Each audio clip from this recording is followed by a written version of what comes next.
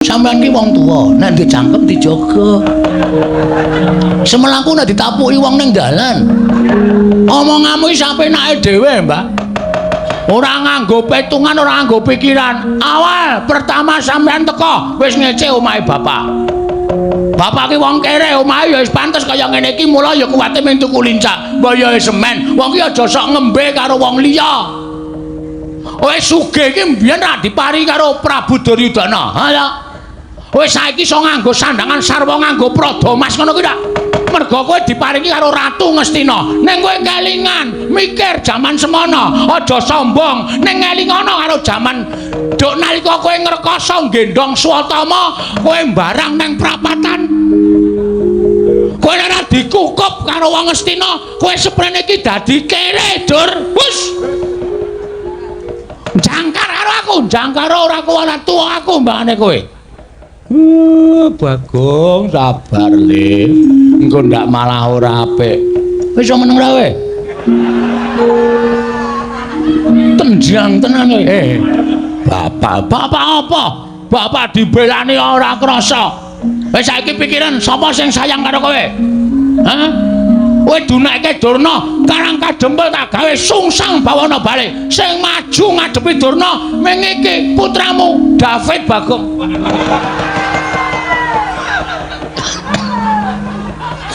Tambah David iki gek kapan? Hah? Ngerti ora? Kuwi anakmu sing gedhe dhuwur kuwi tok ndol-ndolke kuwi mung ketap-ketip. Kuwi sing kera kuwi. Mbok diganti matane, matamu kuwi ora. Nek aku arep sapa rumasane? Hah? Mikir. Donya ya ora langgeng, Mbak. Donya ya ora selawase langgeng. Sing sugih kala mangsa dadi kere akeh. Sing kere kala mangsa dadi sugih akeh. Sing bodho nek gelem budidaya dadi pinter merga sinau akeh. Sing pinter merga srawung karo wong bodho ilang ilmune dadi wong goblok ya pirang-pirang. Aku dadi lah pendhita penyakit tenan. Wis saiki arep muni piye mau lambemu muni piye? Wus. Aku Brahmana, wis ngerti. Kowe mau muni piye? Gawe Karang Kadempel sungsang bawana balik. Semar bakal semaur, mergo Semar ki selawase urip ora tau gelut. Ora tau gelut. Ming gelut karo simbok ya, Pak?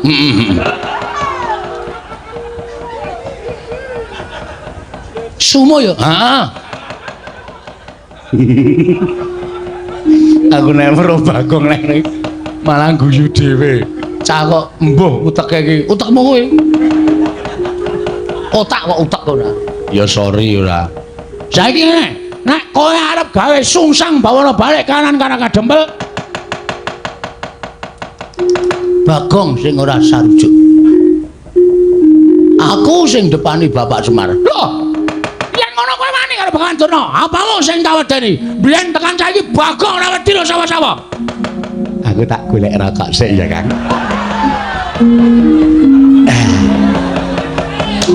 Kalau mau pun tumbas mentol.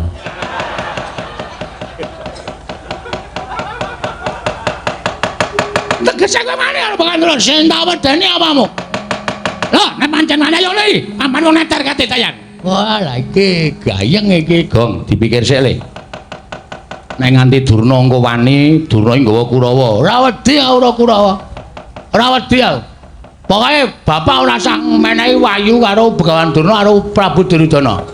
Ya rampungke nang kene iki.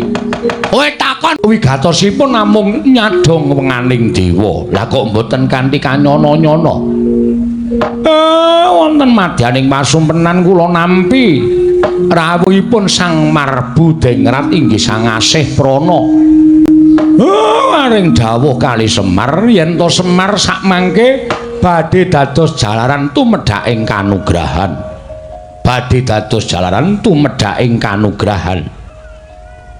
Mongko nalika semanten gregah wungu saking tilem kula niku pungun-pungun. Lah ing atase namung sak kula dadi lantaran tumedhaking kanugrahan. Mongko petanganipun wong tuwa kaya kula niku nek kanugrahane cepak niku pacobane ya bakal nekani. Mangsa kala sok barengi mung kari titahe niku kuat napa pacoban menapa mboten.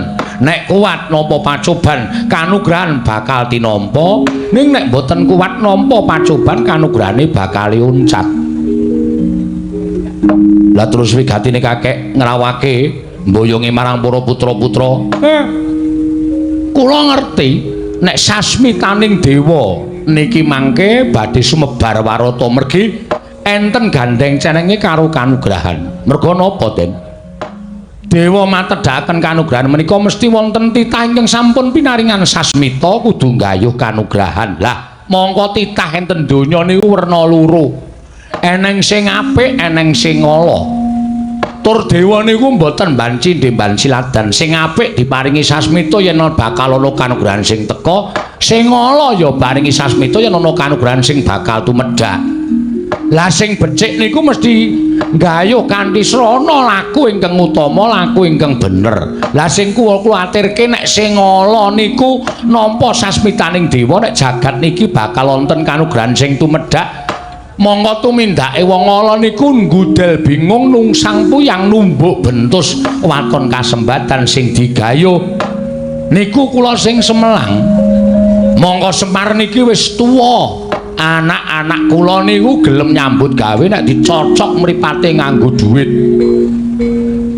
Nek mboten dienehi amplop bocah-bocah niki kesete ora jamak.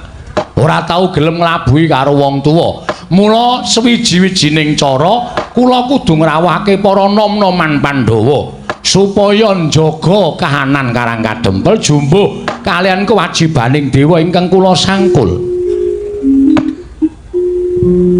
Ngono to, nggih. Yen pancen kaya ngono kersaning kakene Semar, Antasena pribadi ora ngemungake sarta ora bakal ngembet marang kahanane Kakang Garukaca, Kakang Antarja lan adiku Abimanyu merga miturut Antasena. Kakang Garukaca, Kakang Antarja adiku Abimanyu kuwi duwe penemu dewi-dewi. Yen kakene Semar ndangu kelawan penemune Antasena, aku mathuk, aku rujuk. Tegesipun pripun? Aku sagu njaga katentremaning Karang Kadempel. Aja nganti kakekne Semar samengko ana ingkang rubeda nggone bakal matedhake kenaro lantaran tumedhaking kanugrahan. Matur nuwun, matur nuwun. Ning prasaja mawon lho Den niki mboten enten napa-napane.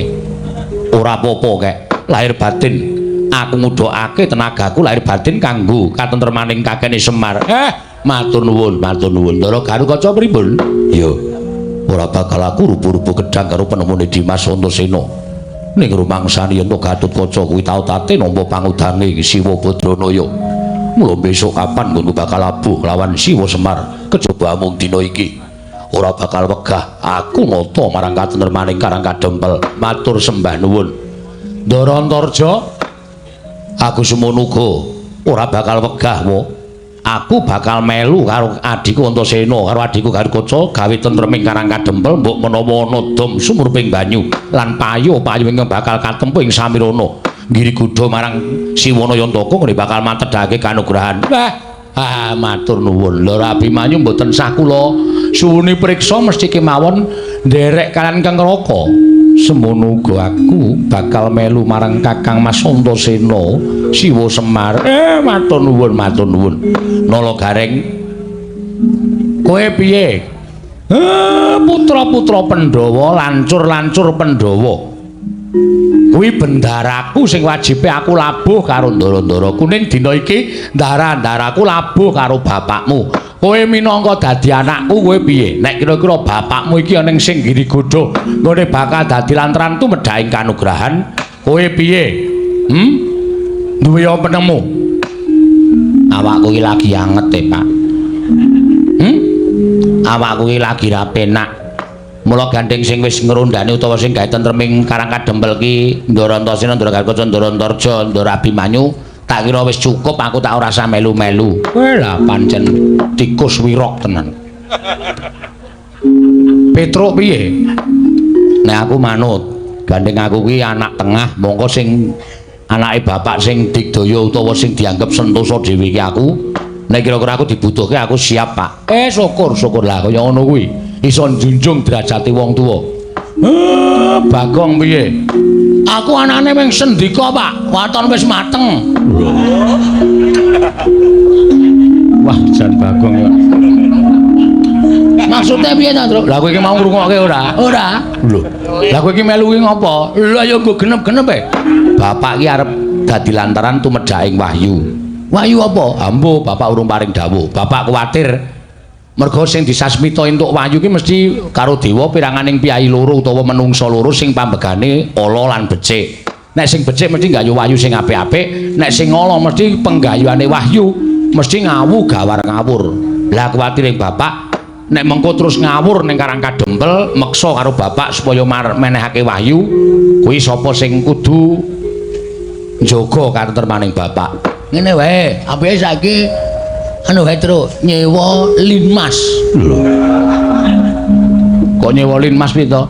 Keamanan ketentreman ki nang tanganing para bapak-bapak sing wis kejibat dadi linmas. Aku ki anake Semar e. Wajibe aku ki dilindungi. Wis Petruk rasa rembugan ro Bagong. Ndak malah saya buyer sirahe bapak. Bocah goblok ora dong ning sok keminter suarane seru ning waton seru ning ora nganggo dipikir. Aku anake sapa? Anakku. Berarti aku nek goblok iki turun kowe. Hus. Bapakmu ki mbiyen aku ki ya sekolah. Padha aku ya sekolah. Meng bapak ki sekolahe luwih dhuwur tinimbang aku luwih cendhek. Lah sing tok banggake apa? Lho, madang. Wah. Wis kok, wis ora usah omong. Nek ora omong ya ora usah ditancep nang kene. Tancep kene kena kon ora omong. Ya wis ya wis. Ora usah digagas. Lah. Terus wonten malih, Ndara. Ana meneh kepiye kae? Enten malih sasmitaning jawata ingkang sampun kula tampi. Enten malih sasmitaning dewa sing kula tampa. Kula niku mung drajating batur. Kula niku mung drajating Panakawan. Nek mestine kula ditimbali ratu niku mempere pancen kudu kaya ngoten. Ora eneng kok Semar kok ngaturi rawuh Nalendra niku kula mboten wantun. Lah terus mongko sabdaning dewa tumedhaking kanugrahan menika mangke menawi Ndara kula sinuwun Kresna sinuwun Baladewa sinuwun Puntadewa pun sami kersa rawuh enten Karang Kadempel niku badhe katandha tumedhaking kanugrahan. Lah niki rak kula bingung to. Nek kula ngaturi rawuh ndara-ndara kula para Nalendra Semar dikira wong batur celandhaan ora ngerti tata krama anggepe apa luwih-luwih sing do ngrasani karo Semar. Semar kae anggepe apa ming gedibal kok ngrawuhke Nalendra iki ora ngilo karo githoke. Bener kawula kuwi. Bagong menengo sik. Kowe menengo sik to Gong ora? Hah? Mula kula ewuh kaya lah niki gandeng niku wong tuwa-tuwa sampeyan. Niku pripun carane supaya sami rawuh enten mriki merga nek sinuwun Ngamarta sinuwun Kresna sinuwun Baladewa mboten kersa rawuh lan mboten ninggal rawuh teng Karang Kadempel. Wahyu niku mboten badhe mandhap wonten ing Janaloka tinampi satunggilipun titah ingkang sampun katarimah gesangipun Ndara. Nggih, Begawan Durna, Pak. Mburi kae Patih Sengkuni. Kerawan Priyagung. Monggo penjake orang ganter-ganter pitike jago rada tarung kok tamu kok delidir ya, Tru. Heeh. Penemban Durna karo Patih Sengkuni, Gong. Penemban Durna karo Patih Sengkuni. Wes ketekan virus corona iki. Kok karo piyayi kok omongane kaya ngono. Wis ta, ngres ketekan iki wong sing iso disusupi jiwane mesti modar. Mula ngungkuli virus. Aja menek krungu piyayine nesu lho. Ora wedi aku. Ora wedi ning nek duka ndak ora prayoga kedadiane. Penemban wilujeng rawuhipun. Gandak bleguduk suaru gembal. Sumerante, hawela. Iya Semar. Slamet tekaku ning Sambikala. Aku ngaturake basaku katur marang kowe ya Semar. Nggih, kula tampi. Dipun sekecaken Penemban. Oh iya wis ora kurang prayoga praptaku ning Karang Kadempel dina samengko iki Semar. Regena Patih Sengkuni katuran karaharjan rawuhipun. Iya. Kakang Semar, slamet tekaku. Aku ngaturake basaku katur ya Kakang Semar. Nggih kula tampi. Dipun prayogekaken lenggahipun ya wis ora kurang prayoga. Nyuwun pangapunten gandeng mriki menika namung dusun benten kaliyan negari utawi benten kaliyan kraton.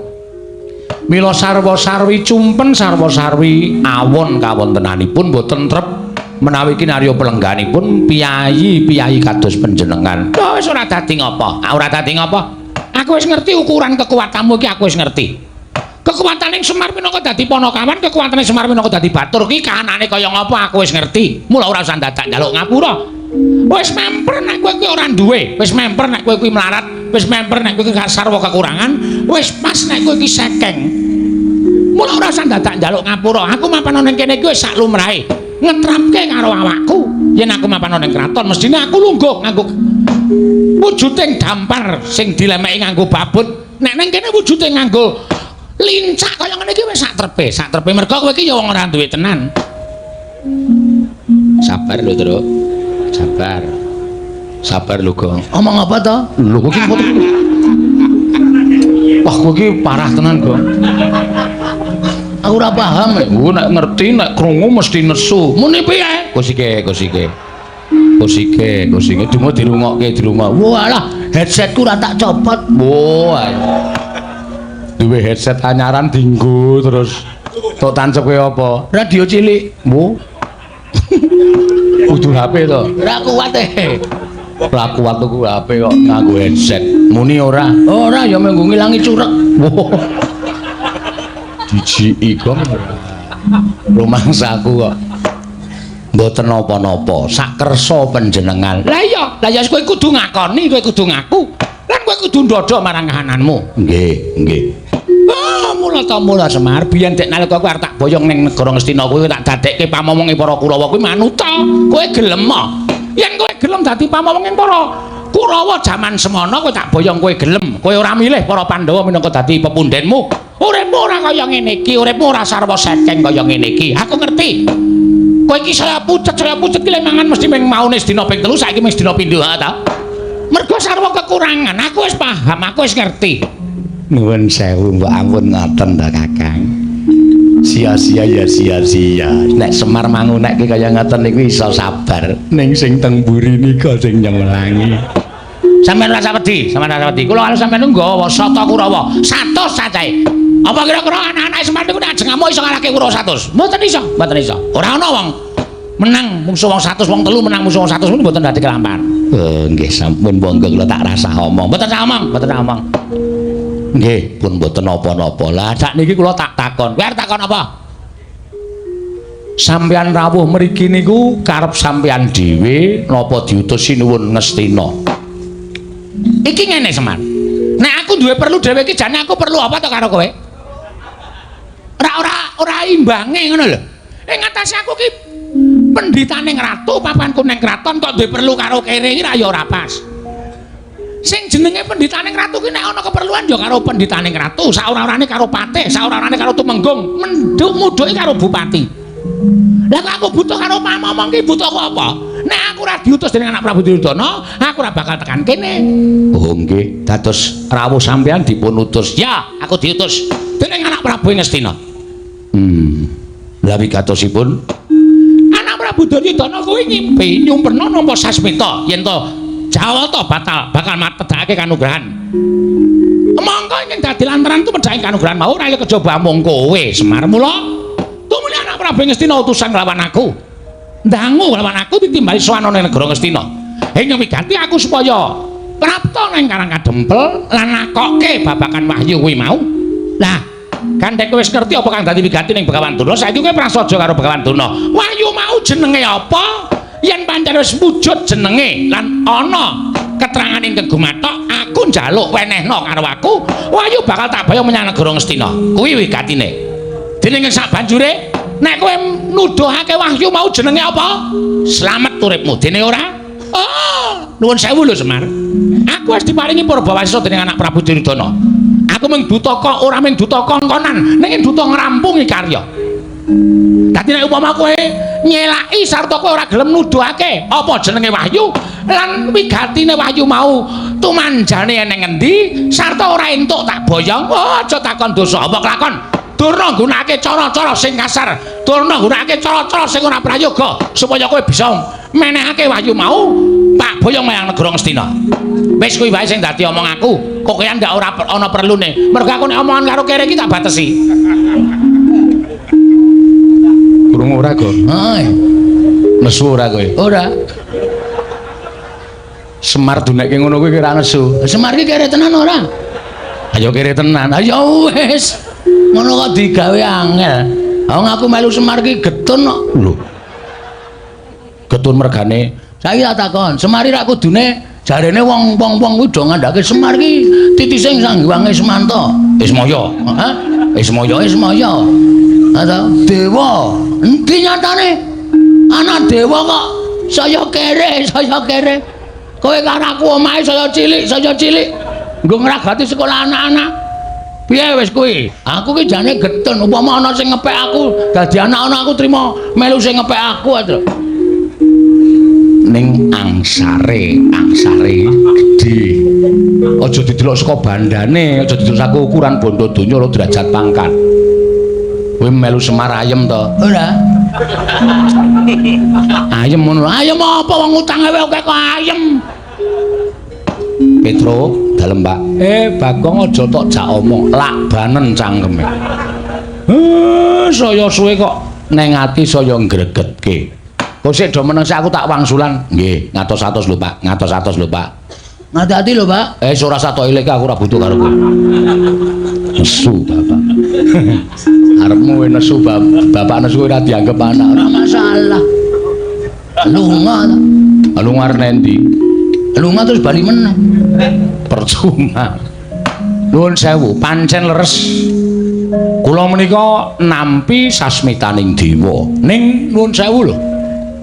Semar niku mung dadi lantaran.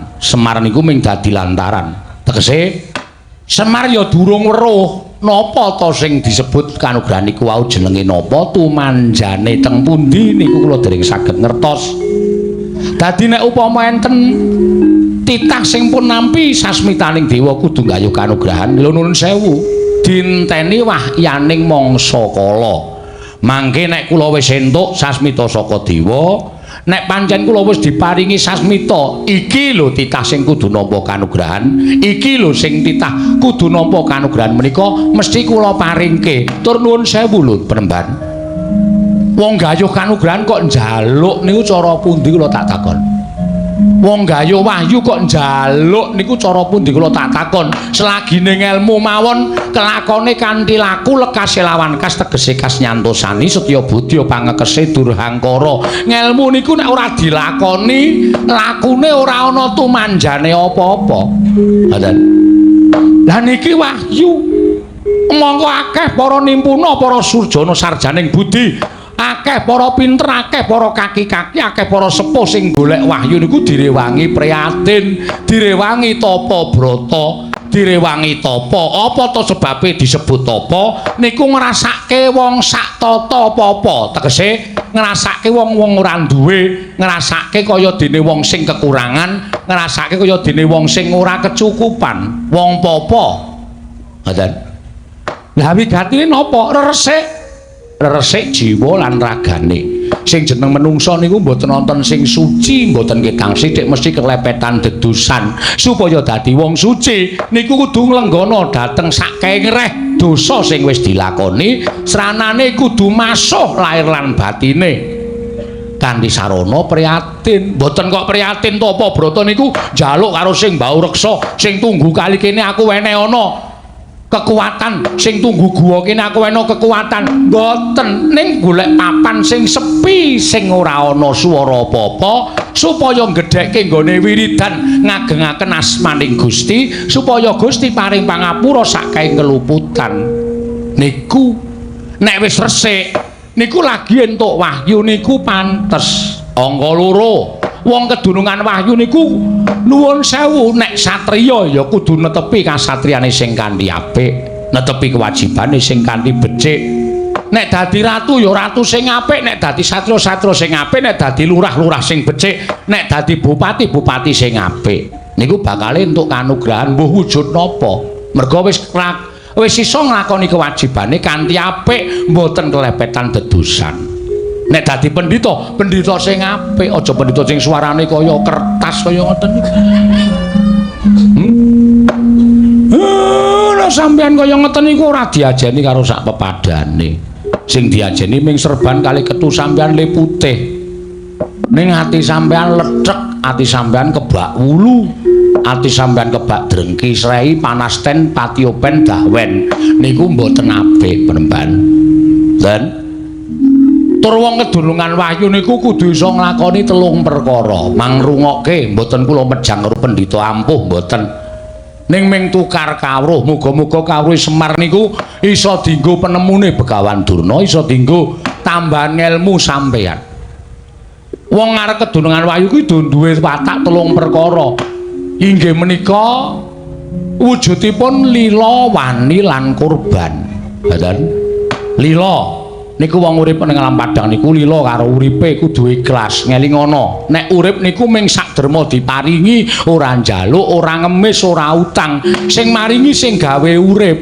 Mula jroning urip ning alam padang niku nek diparingi urip niku kudu nampa apa anane, susah ya wani, lila seneng ya lila, bungah ya lila, melarat ya lila, sugih ya lila. Aja sok ngresula. Monggo racak-racake menungsa niku diparingi seneng sithik lali ngucap syukur. Ning nek diparingi rekoso 2 dina, le nyebut sing gawe uripe nganti telake garing. Ngoten. Nggih napa mboten? Terus saniki kula tak takon, kurban utawa wani semang-semang samar-samar mengko gek menika mboten badhe sumanding. Nek wis urip teng alam donya niku napa sing ajeng mang tindake niku aja dipasrahke karo sak pepadaning urip. Ning pasrahno karo sing gawe jagat, merga sing iso ndakwa, merga sing iso menehi dosa lan kanugrahan niku sing gawe jagat. Upamane kula ajeng tumindak mitulungi karo maling niki angel digagapi. Ngoten. Maling niku salah. Maling niku kleru, ning kok tak tulungi. Mergane sareng kula takoni apa sebabe kowe maling? Merga wis ora duwe kepinteran, ora iso nyambut gawe, mongko anake kejet-kejet arep mati. Wong maling sing tanggung jawab ki maling goleki sandang pangan anak sing arep mati ngoten niku nek ditutuki wong napa sampean mentala. Lah carane leh kula nulungi ya iki barang colongamu balekno. Nek kowe butuh apa-apa njaluk aku. Ora ketang aku ora duwe ning sing becik anakmu tetep urip. Halan. Nggih mboten? Sing kaping 3 niku kurban. Kurbaning lahir, kurbaning batin. Kurbaning lahir menika dana driyah. Weweh tetulung dateng sak pepadane. Halan. Tetulung dateng sak pepadane menehi sandang wong kawudan, menehi payung wong kudanan, menehi buga wong kaluwen. Mongko tanpa pamrih saniki wis ora enek wong ngekeki tanpa pamrih niku pun mboten nonton. Pun lo tak takon ujaring para sepuh nek tanganmu tengen menehi tanganmu kiwa aja nganti weruh niku gombal wis ora enten. Racak-racake oke-oke wong sugih diparani jaluki sumbangan menehi akeh ning mesti ana tembunge kula mangdongake waras, kula mangdongake rezekine akeh. Niku tegese nyumbang wis ora lahir batin, mergo dadi dol tinuku, duwe didol dadekke donga. Kok kaya aku ya? Lah. Sampeyan malah krasa dhewe to. Mula nek njaluk kanugrahan gayuh wahyu niku ampun njaluk ning budidaya. Lah sinuwun ngestina mboten kersa ngerkaos anane nek entuk sasmita wahyu niku terus wongkonan dumeh dheweke dadi ratu, dumeh dheweke iso dawuh, dumeh dheweke iso kongkon moh rekasa. Emoh masuh lahir lan batine. Ambok tekan jaman sok kapan mawon nuwun sewu bumi niku tangkep karo langit. Ratu Ngastina menika mboten ajeng entuk wahyu pun nek nganti omongane Semar niku merucut mboten enten nyatane mang suwek-suwek niki cangkeme Semar. Wes Semar Batranaya.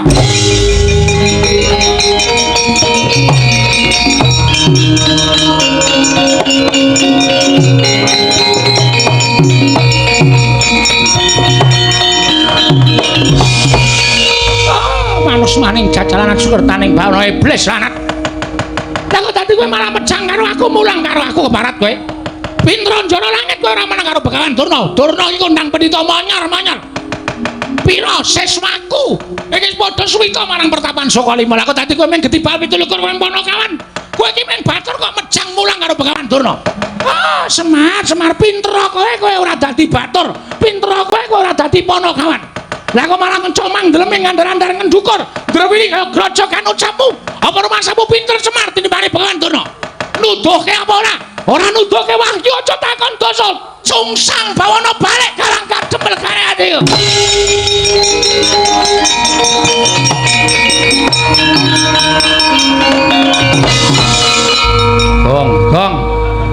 Gong. Kowe arep ngopo, Le?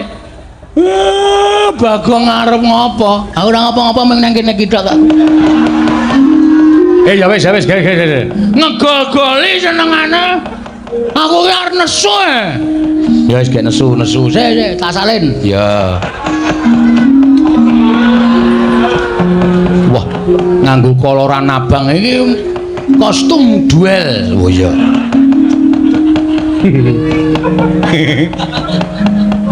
Training ra tau ganti. Nganti nggon bokong tipis banget. Semrawang bokonge ketok. Apik ta, Tru? Apik jempolmu mlocot ki ora. Nuwun sewu Penemban. Nun amit pasang Kalimantabe tinebene ledune jumawahing tawang-tawang. Paripaksa kula majeng wonten ajengipun Semar Badranaya. Lho, iki Bagong iki. Ha iya, kaya ngene Baladewa. Mangsane anggepe. Arep apa kowe? Mendelik mripatmu. Kowe arep apa? Arep melani karo bapakmu. Apa diang mbakku wedi karo Bagong? Ayo, arep melani cara piye? Ngene, Mbak. Nuwun sewu ya. Sampeyan ki wong tuwa, nek dicangkem dijaga. Semelaku nek ditapuki wong ning dalan. Omonganmu iki sapenake dhewe, Mbak. Ora nganggo petungan, ora nganggo pikiran. Awal pertama sampean teko wis ngece omahe bapak.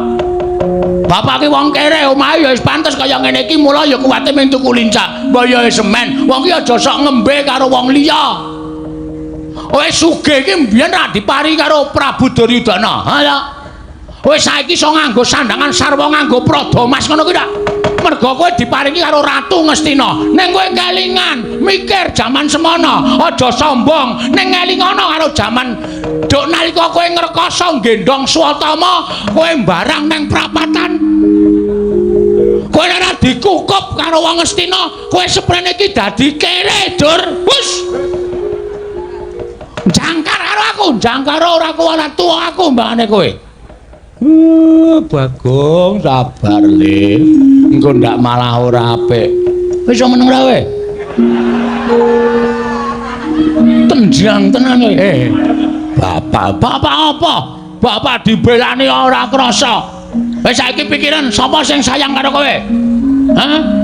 Kowe dunekke Durna, karang kadempel tak gawe sungsang bawana balik. Sing maju ngadepi Durna ming iki putramu David Bagong.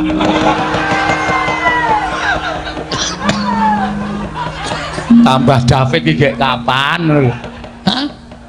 Ngerti ora? Kuwi anakmu sing gedhe dhuwur kuwi tok ndol-ndolke kuwi mung ketap-ketip. Kuwi sing kera kuwi. Mbok diganti matane, matamu ora. Nek aku arep sapa rumasane? Hah? Mikir. Donya ya ora langgeng, Mbah. Donya ya ora selawase langgeng. Sing sugih kala mangsa dadi kere akeh. Sing kere kala mangsa dadi sugih akeh. Sing bodho nek gelem budidaya dadi pinter merga sinau akeh. Sing pinter merga srawung karo wong bodho ilang ilmune dadi wong goblok ya pirang-pirang. Aku dadi lah pendhita penyakit tenan. Wis saiki arep muni piye mau lambemu muni piye? Wus. Aku Brahmana, wis ngerti. Kowe mau muni piye? Gawe karang kadempel sungsang bawana balik. Semar bakal semaur, mergo Semar ki selawase urip ora tau gelut. Ora tau gelut. Ming gelut karo simbok ya, Pak?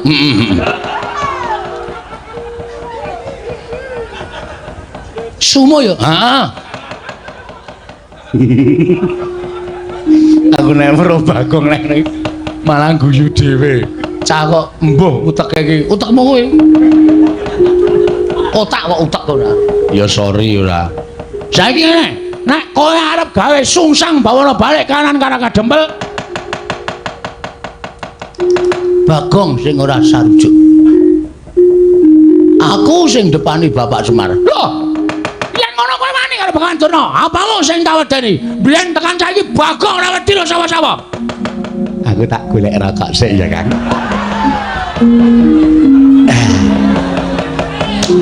Kalau mau pun tumbas mentol.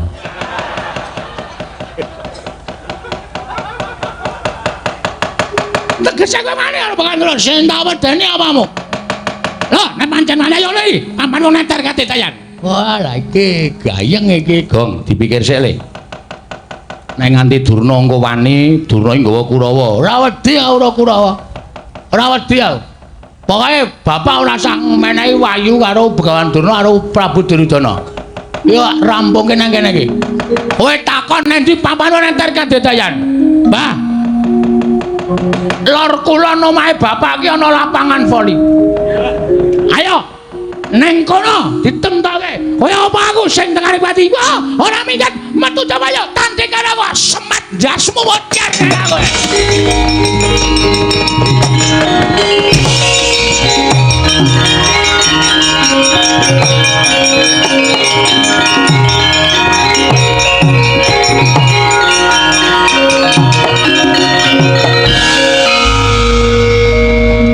Kok kowe kok ora merono ki ngapa? Lah ngapa? Merono kan ngapa? Lah mau rak nantang Durna to? Ayo ditandangi. Modar apa? Terus iki karepmu piye? Karepmu piye wis wani nantang kok. Sing penting Durna metu saka omahe bapak. Nek Durna gawe geger ning jaba, aku urusane wong jaba.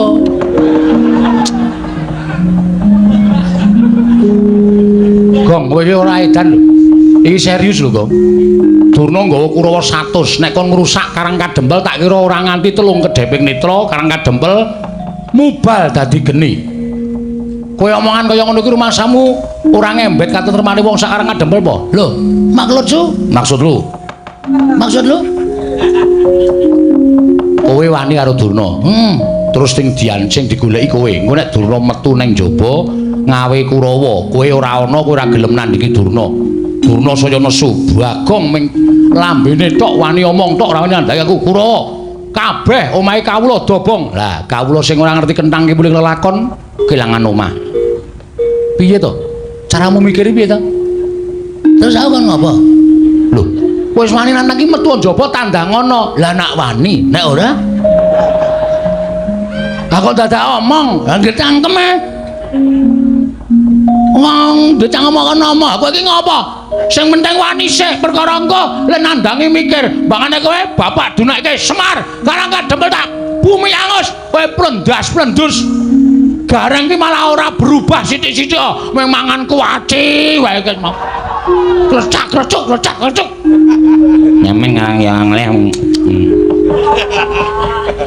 Wis saiki piye carane kaya ngene piye? Oh kowe sing gagah temandang. Aku nek musuh Kurawa kalah. Sik. Ada ide? Apa? Ada ide apa? Putra-putra Pandhawa kon ngapa? Oh iya ya, Ndara Antarsena, Ndara Gatotkaca, Ndara Antarja. Lah engko supaya Ndara Pandhawa ki do duka, aku sing gawe masalah. Sing gawe ukara aku. Carane, to tindak mrene sik. Ya kowe sing ngono. Nuwun, Den. Yo. Sapa Gong tamune? Gawan Durna ning pun metu, pun medal. Lho, wis lunga. Mpun sampean kan tindak mriku. Yo, ya sangu tak rono, nggih. Lah tenan ta, dintekke tenan ta. Lho, apa niki tempe niki lek goreng kula do nggo jagongan. Wong tempe dipangan Bendoro kok ora entuk. Joli lho, ya. Awi do mriki. Ya aku tak mrono tak sowan bapakmu. Apa, Gong? Bapakmu kok ungkep-ungkep. mudhun saka pelungguhan mripate ditutupi. Nangis, Bapak. Lho. Nangis ngopo? Oh, Durna mriki niki wau ora tak tenjangi. Lho, gene kowe wani nendangi Eyang Durna. Empun saking judeke. Masa Bapak dicedhaki Mbah Semar kowe ngerti wahyu sing ngerti tumiba ning jagat to. Tak jaluk karo Durna nggawa keris. Dinyunyuk-nyunyukke Bapak Semar, Bapak nganti tiba saka kursi terus nangis niki. Nek mboten kula sing ewange ajeng sinten malih? Eyang Durna mentolo karo Kakang Semar. Ngono kuwi ya, Tru. Ya, Tru. Tru. Heeh. Ngono kuwi tenan. Bela dalah Kurawa brabrik.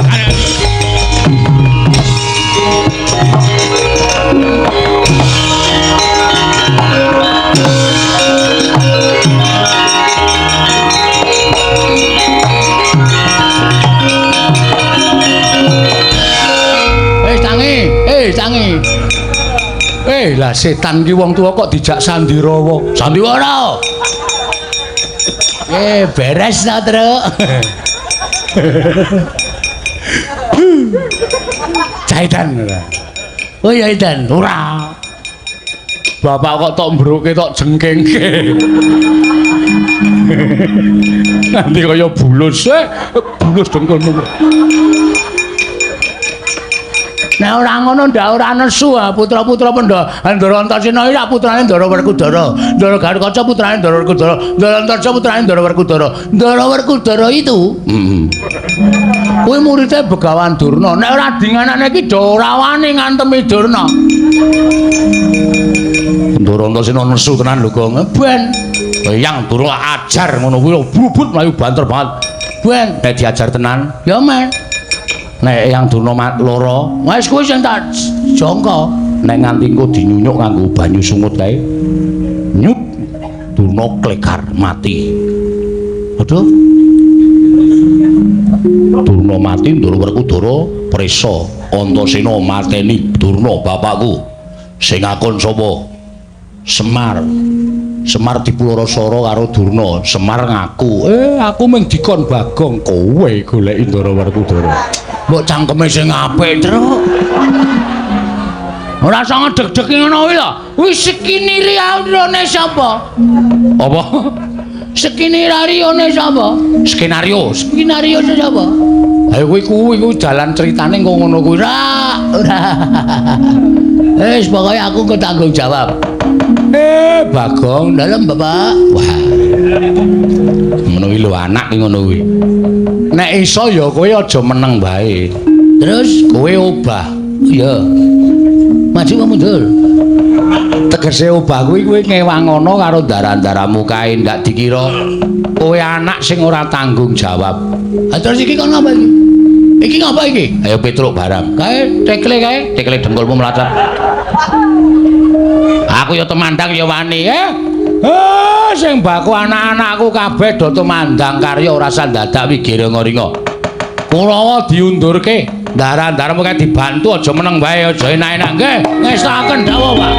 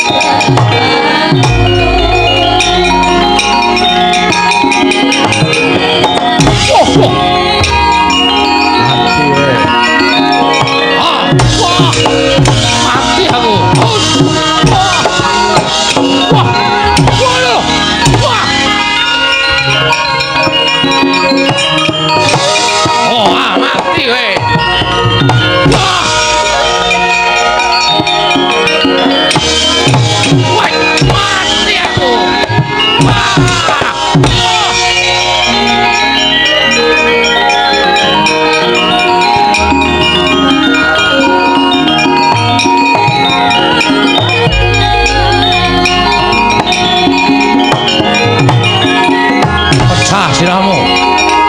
Jebol dadamu barang.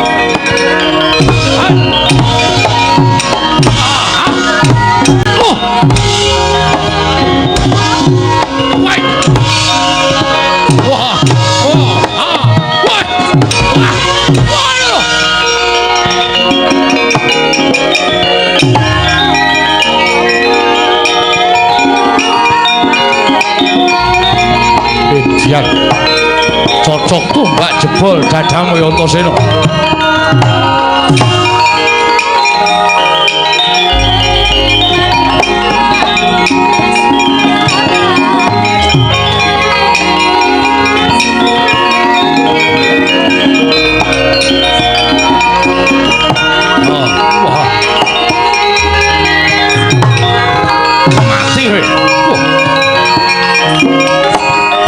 Siramu mati we mati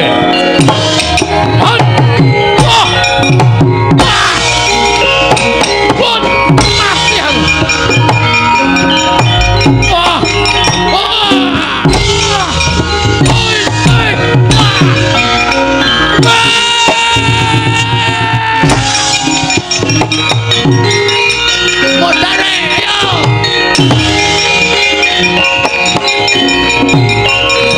minggir.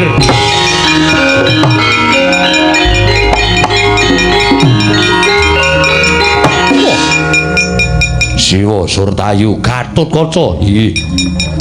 Kowe melu ngewangi Semar Badranaya. Apan menika kewajiban kula. Ora minggat wani karo wong tuwa mati dening aku. Monggo kula adosi siwat. Mati.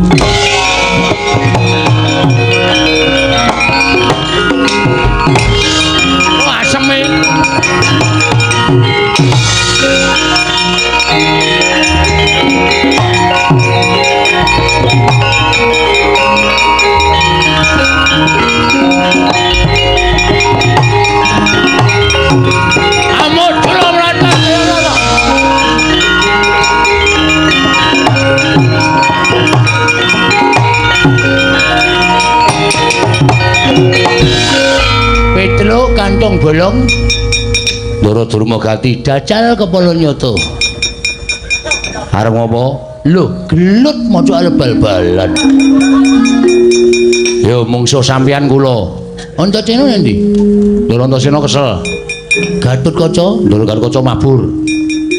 Liyane turahe ming aku. Lah sida aku. Ora sida piye wis arep perang kok ora sida ora? Aku nek muncul kowe lah gelem to lho, aku mau yakin sumpah kowe iki nek pelang ngawul. Sane aku tatanan yo tatanan manut kula. Manut carane pripun? Oke, ndelek. Ketok kele pancen wong atos-atos tenan. Heeh. Ayo, sampeyan ngantem ping pira? Aku ngantem ping pira? Sapa sing gletak kuwi sing kalah. Oke. Nyo. Aku cek. Nyo. Sampeyan bendoro nek batur kok wani karo bendoro ngungkuli bendoro ndak dosa, Nyo. Pecah cilahmu. Syukur iso mecah cilahe Petruk nggo. Monclot, moncrot, monclot. Celat. Modal. Ping pira? Manut ping 3. Ping 3. Modal. Nek modal ora kecekel ki rasah karman. Modal, iki sing mati ora kok modal golek modal ki ora. Genep ping 3 gentenan. Lho, anggo gentenan to? Ha iya. Nek ora tenan kowe bati ora. Oke. Nyoh. Hati. Oke. Wingi bar tau ngantem kambil wis iso pecah kok. Wah, cangkeme. Ngopo? Aku deg-degan ora entuk deg-degan nang kalah ya ngono kok ya. Lah cang nganggo cumbal kaya ngono kuwi malah deg-degan. Ora entuk omong langsung bles. Oh ya. Yuk. Melah. Wah! Ngene iki padha digdayane, padha ampuhe. Kowe lae ora apa-apa, lah apa-apa. Kurang pindho. Oh iya. Pindho. Jos. Oh. Wah. Aku nek muni ora apa endi mau wonge. Oh, berarti aku wis buyel. Wis lodo mumet. Iya, iya. Ning kudu tetep terus sapa sing gletak kalah. Oke. Nyaut. Pisan, yuk. Ping pindho wae, Tru. Oh iya. Ping telu iki pet-pet ngono. Ya pindhonya. Ot. Hahaha. Ala bobo. Ayo kene, Cik, lodo buyel aku. Yo kene secaca ndak lantake wektu. Oke nyo.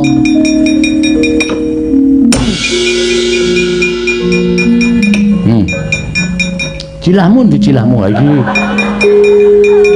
Tak pasne ndak ula pas. Wis obah kabeh tak jawang. Lho kok cengel diantem. Lucut Lho. Iki wis tanda-tanda kowe pisan.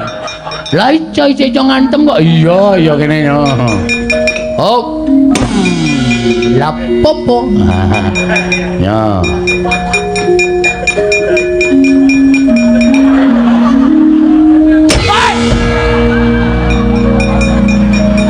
Bagong iki kejem ora.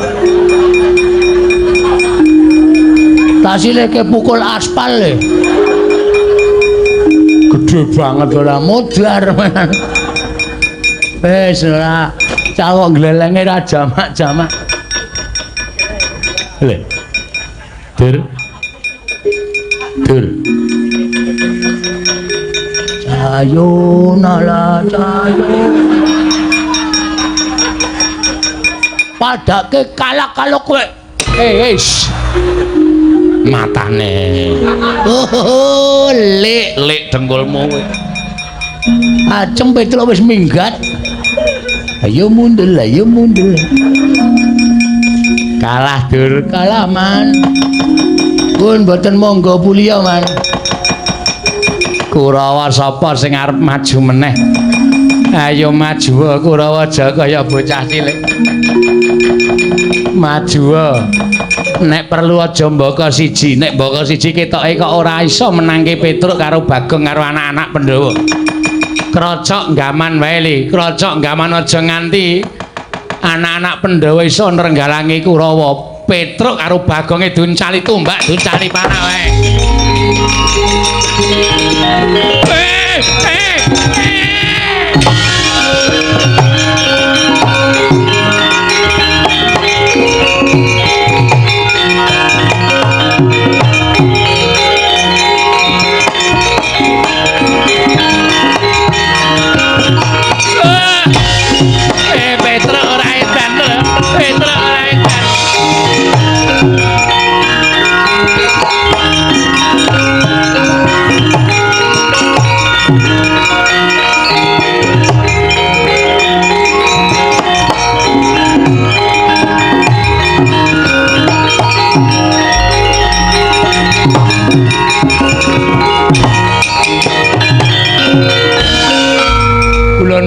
Mbak Bagong. Pasien. Monggo. Nggih. Sinten niki? Niki anak kula. Oh, Kang Bajeng nggih. Perlunipun anu dereng supit. Etre aja ya, Tre. Etre tangane iki ora sang ngene. Etre. Mati aku, Tru. Mati aja, aku wis tuwa, Tru. Aku wis sumpit. Aku kersanipun model pripun? Diponi napa? Pun derek Pak Bong mawon, Pak Bong supit ajeng dinapake. Nggih, tergantung regi. Oh. Nek sing larang niku mboten krasa. Lah kersane pun niki gandeng bocah nakal. Sing krasa mawon perih mboten napa-napa. Siap. Tenggo nggih? Nggih. Pun. Aduh. Petro mati aku, Tru. Ora kurang ajar. Pun gak diuculi. Lho, pun sepuh. Pun medal brengos. Nggih. Pun nggih ngajak Petro mati aku. Petro mati aku mboten cah bengok-bengok. Mengke ndak kecuwes. Nggih, anteng. Ini cah bagus. Aduh Petro. Ayo. Kelas pinten li? Sekolahe nendi li? Sekolahe teng pundi cah bagus? Sekolahe kelas pira li pun nggih? Pun.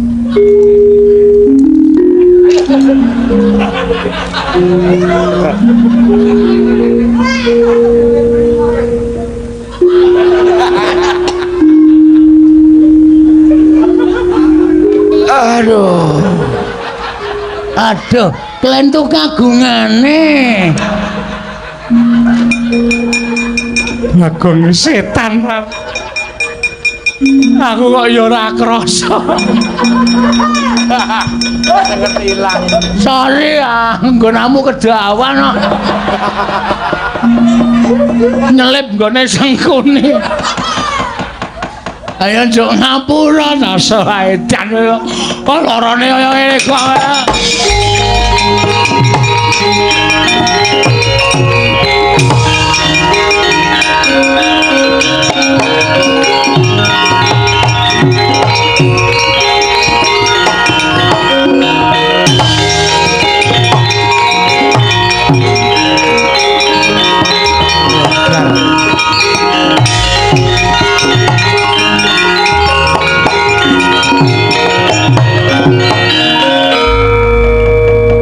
Untung aku isih diayomi karo sing gawe urip. Luput nggon aku nggone Petro. Kayak tatu arang keranjang. Aduh. Tur perang le. Mungsuhe Antasena. Mbok modar nek kula wani. Karo Antasena iki rawane. Oh, terus terang kula mbangane mengke kewirangan. Muni wani ning kalah. Malah pirang-pirange to. Lha niku wonge jujur. Anak Pandhawa sing kula wedani dhewe niku Antasena, jelas. Mboten tedeng aling-aling tedeng kula rawani. Liyane Antasena kula bekok awake. Gatut kaca. Loro niku kula rawani. Siji Antasena loro Gatut kaca niku. Nom-noman sing kegirisi. Mula-mula rawani. Lah liyane Antasena liyane Gatut kaca maju idak-idake. Antarja niku nggih telu niku kula rawani. Caedan Antasena Gatut kaca Antarja rawani. Kira-kira wani marang sapa? Wonten sing setri lho. Beda nggih. Perang paling penak ya padha wae. Kana Petruk diajar, Bagong diajar, Semar diboyong ning Ngastina nek pancen ora gelem ngaku, mengko ning Ngastina disiksa Semar supaya bloko wahyune apa arane tibane nendi nggih. Mboten ketang kalon-alon. Oke. Sapa ketok mungsuhe Dursasana. Anak Pandhawa nendi to? Ngaso to. Niki sing maju kali Petro, kali Bagong, kali Garing. Mung dadi kira anak-anake Semar ora tanggung jawab ora gelem tumandang karya. Bagus. Ning nang kene bakal tekaning pati. Sing kandha sapa? Mati urip ora ning astane Ndara Dursasana ning astane sing gawe urip. Wani ya lho, sing tawedeni apamu? Candal tutut awakmu mutar kowe. Mang Cobi kali Petro.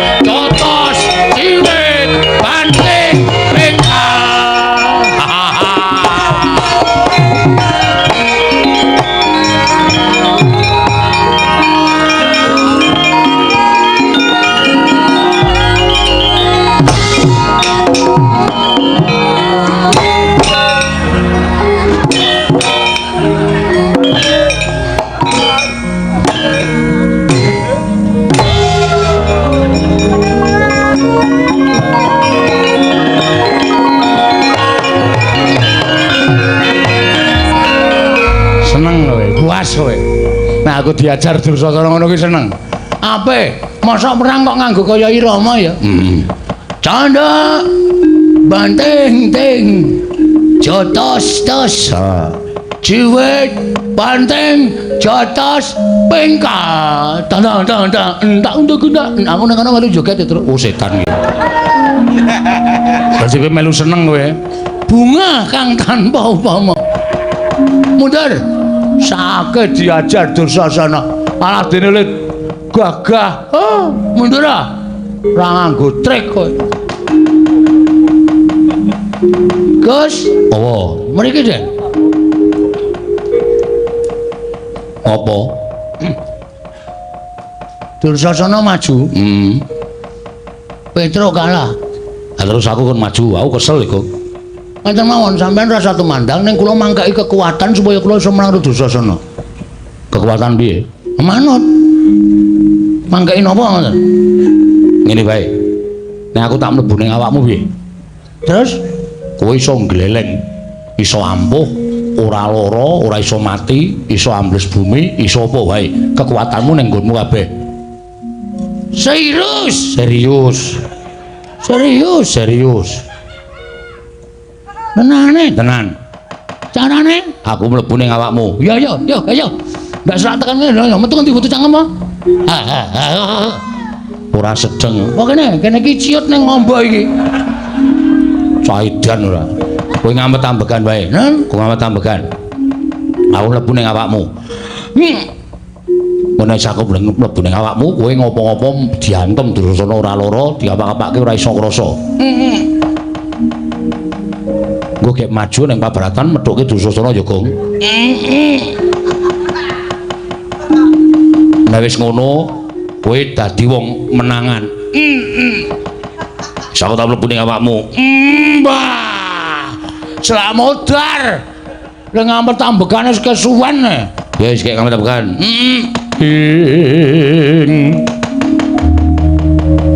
Kan samar pamoring sukma sinukmaya. Sinumaya winayo ing asepi. Oh. Gong mleko. Lho, sampean nang pundi? Aku ning awakmu. Wah lah. Dan kok ora mbrenjol. Ya iya. Gus, Apa? ora mangani ati lho. Ora.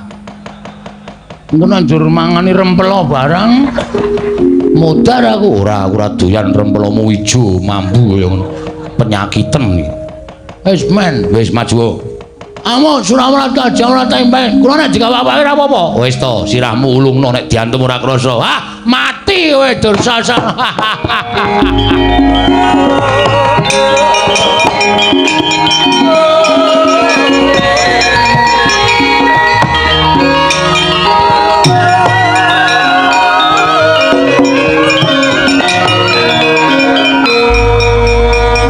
Ngopo, Tru? Bagong diangslupi Antasena glelenge Raja Majapahit. Mbok kula diangslupi. Lho, kowe meri apa piye? Meri. Ben ketok sing temandang niku anake Semar kabeh, putra-putra ora ketok. Ngoten lho karep kula. Yo, ngampet-ampegan. Nggih. Ing Tan Samar pamoring sukma sinukmaya. Pinayu ing asepi sumimpen telenging kalbu. Mpun Den, Wis. kula iso napa mawon? Iso apa wae? Ambles wae bumi ku iso. Oh nggih, nggih Pak. Wis.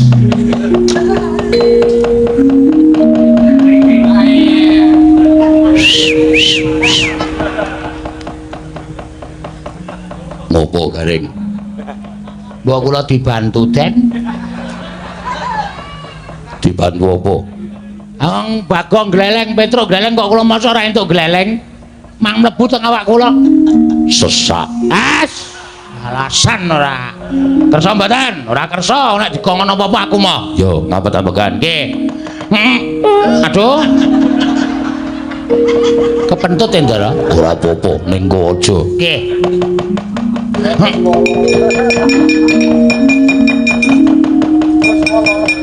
Wis. Non? Wis. Wah, apa sing iso pamer ki mung kowe tok, Truk? Sing iso pamer ki mung kowe tok, wer. Kula ya iso mabur. Iso. Carane? Sikile gedruk lemah ping 3.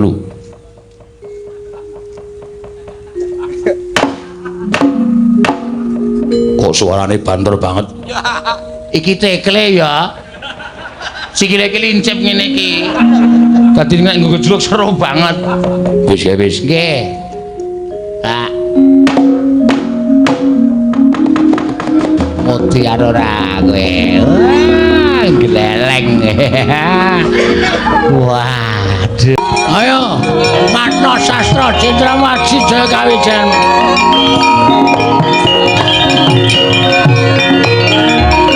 Wah, setan alas. Oh, ngatasi gedibal diajar ora lara babar blas melo wadake. Edan. Ayo malesa piye? Malesa. Kon males aku. Malesa. Tak males pisan aku rasa dadak ngantem ora nendang, ora gajul, ora nempiling. Lho, arep males ngopo? Waspadakno Dursasana. Bagong ki kanggonan ngelmu seprapat jagat wis tamat. Wis tau ora Bagong iso mendlep ning jero bumi? Lho. Apa iso? Weh, kowe ora iso ta? Aku iso. Apa iso tenan? Iso. Kila-kilaan. Dimatke. Lho, kita ndase tok. Lho. Piye ndase dindelepke ora? Heh? Ndase dindelepke ora? Apa men kon tingil-tingil ngene iki? Rugi lho iki nek ora dindelepke. Wae dan delepke sisa. Wae la jana.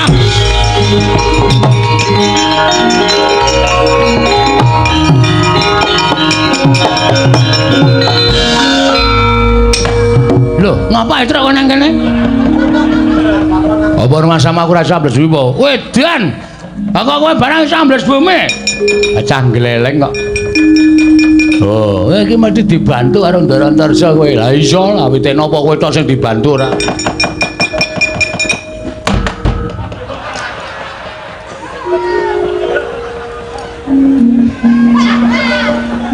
kira ketiban bluluk ya. Wah, gareng galuh ngosek-ngosek ning Dirgantara. Wah, ngoyak Dursasana ya.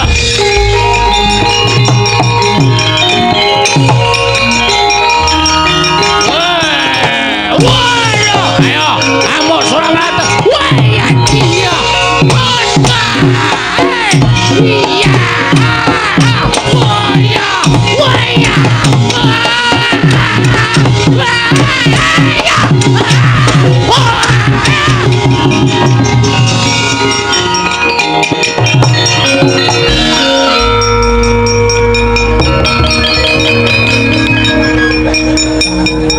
Wah, nutuke le prigel.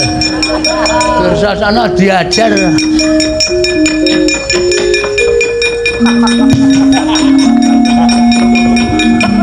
Weh. Kok apik ngono kae. Metu kok neng dhuwur. Akene ra iso mabur langsung tiba. Nyakit tenan kok ora. Rumangsat. Kowe kulino pamer. Wong nek pamer ndoro-ndoro iki ra seneng karo wong pamer. Ya, Tru. Iso ora usah dipamer-pamerke. Kowe iso mabur. Lihat. Lho. Hop. Aku ora iso ya, Tru. Ambo. Kowe coba kowe. Nek jarine Ndorntorjo iki nek ambles bengi aja mlumah. Kuwi nandhake nek kaya wong dijempluke ning luwangan dadi wong mati, mengkurep. Oh, masa. Nggih. Iya.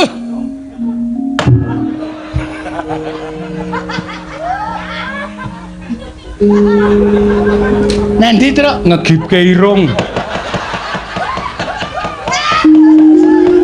Irunge coklek kok. modal. Ah, ponokawan ora minggat tunda mae modal ayo le. Ayo, ayo.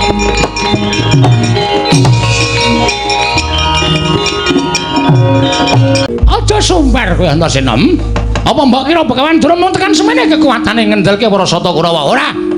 Nanging pancen wis tak dadi niating Begawan Durna. Wis tak niati lahir batinku. Yen Semar ora gelem nduduhke menyang didununge Dumawahing kanugrahan. Oh, aku mesti mentolo karo Semar Badranaya. Ayo kowe semingkir. Yen ora kepengin dadi banten, ora kepengin tekani mati, kowe semingkir Antasena. Sik, Mbah. Aku percaya Simbah nek wis ngasta Cundha Manik kuwi pancen wis ora ana tandinge, ora ana tunggale. Aku ngandel. Ning nuwun sewu. Sampeyan do nalika nampa Cundha Manik kuwi rak diweling karo dewa to. Cundha Manik kuwi iso tok tamakke karo sawijining wong sing sak timbang, sak bobot kekuatane karo Cundha Manik. Nek pusaka kuwi tibake karo wong sembarangan, tegese kekuatane ora sak timbang, sak bobot karo Cundha Manik. Cundha Manik kelangan kekuatan. Monggo Antasena wis dipasrahi karo kakekne Semar, kon jaga katentreman Karang Kadempel. Jiwa kasatriyanku tak junjung dhuwur. Aku yen muni iya ya iya, yen ora ya ora. Kuwi jiwaning satriya. Dadi nek aku saguh ndepani padukuhan Karang Kadempel, aja kok mati dadi bleduk tak lakoni, Mbak. Ora nek pancen Mbak mentolo karo aku, Batenana, nyo.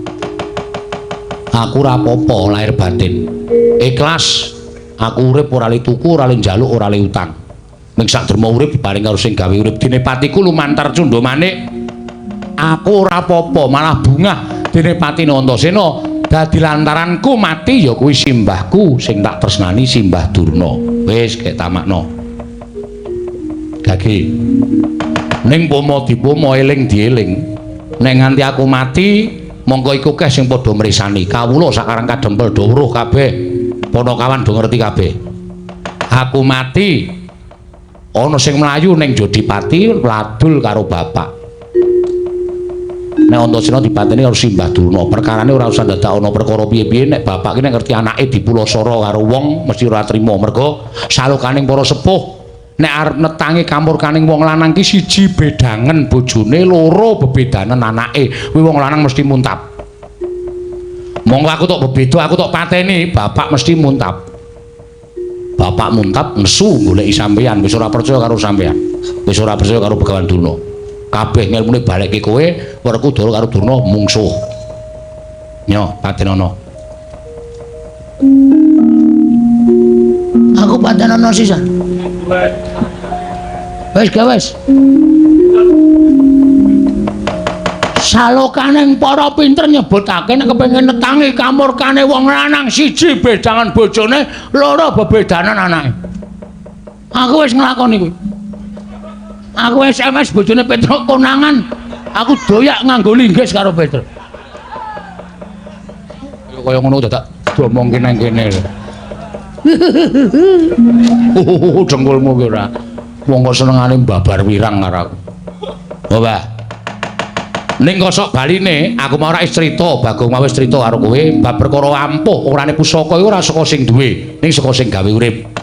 Pusaka ki tamake dadane Antasena ora apa-apa, kosok baline ana wong tuwa tak ingel-ingel, ana wong tuwa tak gawe wirang ning Karangka Dempel.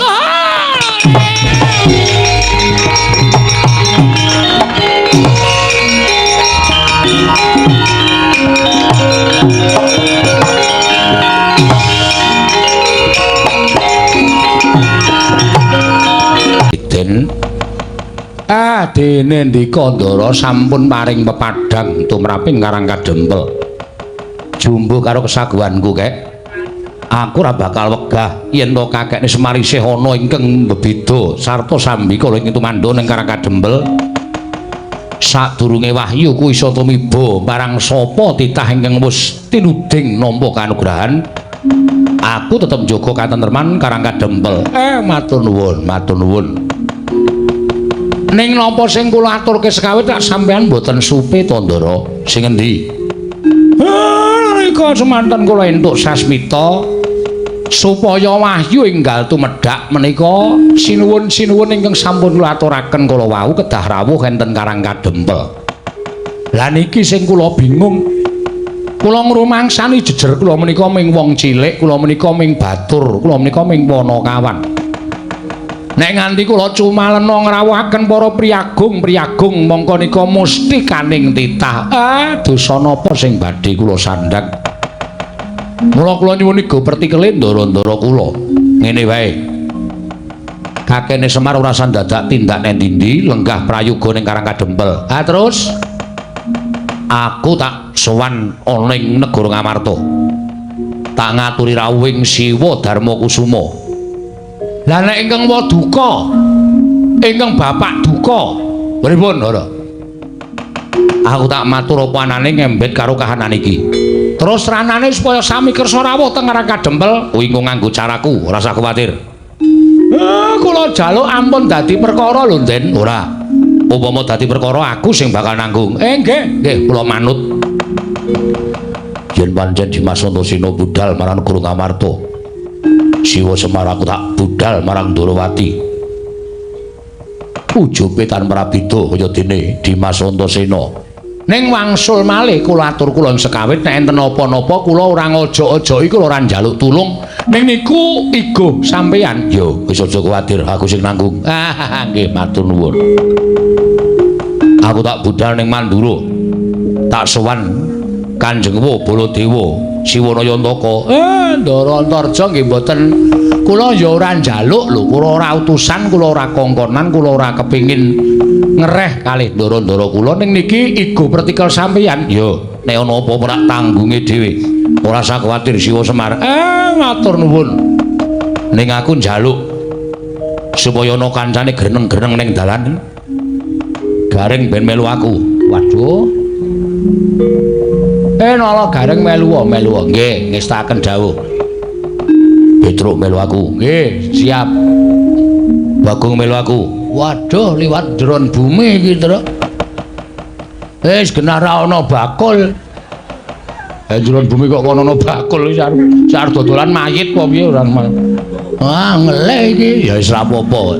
Bejane dhewe-dhewe kok. Do melu ndaramu ning aja lali karo kewajiban ya, Tole. Mampira ngara romba. Padha nglakoni kewajibane mengko nek ispurna kewajibane terus nderekke ndaramu ngestake dawuh Bapak. Ya ora melu aku. Ayo Petruk melu aku, ayo Bagong melu aku. Nggih, mengke nek kula pun rampung gara-gara kula susul to lho. Ya, arep guru-guru sih. Nggih. Ya wis, nek ngono guru-guru, ning aja suwe-suwe engko ndak tak tinggal ado. Nggih, mboten anu kok genepi tata cara pepakem kemawon. Nggih. Heeh, mengke kula nusul Ndara Antarja. Kula liwat dhuwur mawon nggih, man tinggali 500. Bagong ya iku tenan bocah iki. Mengke nek kula ngelih teng dhuwur sampean liwat bumi. Ya. Aku tak liwat dhuwur mawon. Sampean liwat ngisor. Ya. Nggih 200 lah. Ya wis. Saya medun tetep pokae. Lah iya. 200. Wis yo kae aku tak mangkat, Jiwa Semar aku tak mangkat. Siwanayana aku tak budal. Mugi-mugi saged ngrawaken para ingkang kula kajengaken rawuh enten kanang kajengkul. Wah, caidan. Padhararja sapraptamu. Pangestune Bapak wilujeng, Pak. Aku ngaturke bekti, yo tak tampa. Anakku Antasena Padhararja. Pangestune mak cilik Madukara slamet tekaku. Aku ngaturke basa katur ya mak cilik. Ya Antasena ndak tampa. Atmajaku ngrandu gumbala. Ana wigati apa dene sira sowan mangka tanpa tinimbalan. Semune gita-gita ana wong wigati mara matur marang awakmu Punta ing Amarta nggir. Sepisan ngaturake bektiku katur ngarsaning Pakde, Bapa Kyai Njodipati lan mak cilik Janaka. Ndungkap angka loro sowanku iki ora saka karepku dhewe. Nanging sowanku iki mligi aku diutus karo kakekne Semar. Sira kulub diutus dening kakekne Semar, tegese Kakang Semar Badranaya. Bener. Wigatine apa? Kakekne Semar kuwi bingung. Kakekne Semar kuwi nalika semana bingung merga nampa dawuhing dewa yen to Karang Kadempel kuwi dina samengko ke Taman Pegebluk. Karang Kadempel ke Taman Pegebluk ya. Apa sira Antasena wis nyatake dhewe? Aku wis tekan kono, Pakde. Akeh para kawula ingkang kekurangan sandang pangan, wekasan padha urip ngrekoso satemah teka lelara ingkang tumpuk matumpa-tumpa. Akeh kawula ingkang esuk lara sore ketiwasan, sore lara esuk tekaning pati. Monggo nalika semana kakekne Semar dawuh karo aku, yen to kakek Semar nampa sasmitaning dewa, Karang Kadempel iso waluya nirmal temah jati, jati temah mulya. Yen to ketenggan ya kuwi kewinastan pustaka Jamus Limasada pusakane pepundhenku Pandhawa. Mula kang sangka kuwi sowanku ing negara Ngamarta iki diutus dening kakekne Semar supaya nyuwun ngampil pustaka Jamus Miang Jimat Limasada. Malah ngendikane kakekne Semar pasrah bongkoan karo Antasena. Gandeng Antasena dianggep wong sing wani sarta sembada matur marang pepundhen Pandhawa. Welinge kakekne Semar nek nganti Pandhawa ora maringake pustaka Jamus Limasada, aku dililani ngamuk ning negara Ngamarta. Merga kakekne Semar kuwatir yen ora iso gawe sirep pagebluk sing tumandu ning Karang Kadempel, ndak disengguh kakekne Semar kuwi dadi pengarep sing ora iso ngayomi mring sagung kawula sak Karang Kadempel, Pakde.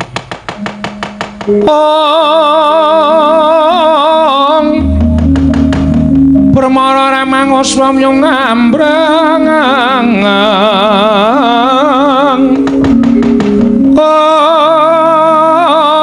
kati karunaning kasose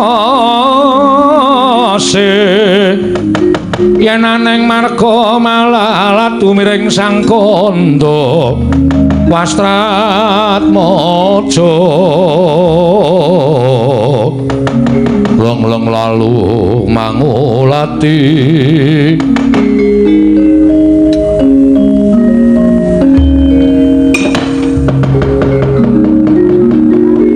kucap kacarita nalika semanten andadosaken dukaning risang Bratasena sigra majeng ganya lenggah sang Werkudara anatap ingkang putra sang Antasena.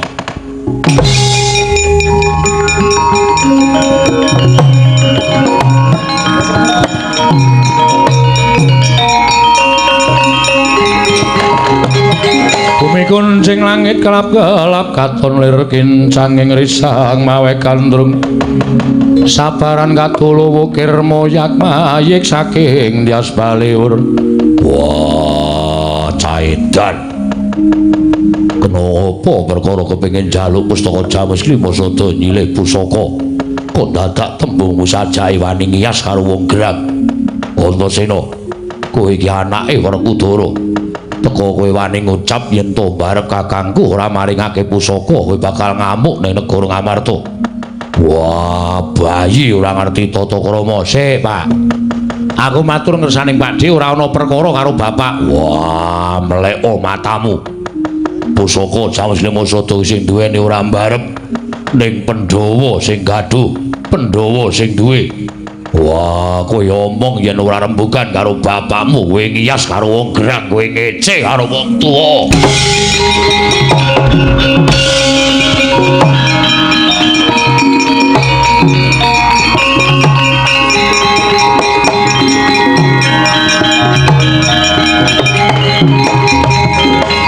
Kadanging pun Kakang Yayi Werkudara teka landhep dengkul paningaling Syadi. Antasena matur kaya mengkono mau mesti wae ana pawadan. Apa ta sababe dene Kakang Semar wani nyuwun ngambil pustaka Jamus Miang Jimat Klima Sada? Janaka kula wonten maring adhawuh.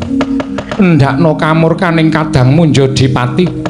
Matura marang Werkudara yen to pun Kakang pribadi ingkang bakal ngasta pustaka tak aturake marang Kakang Semar Badranata.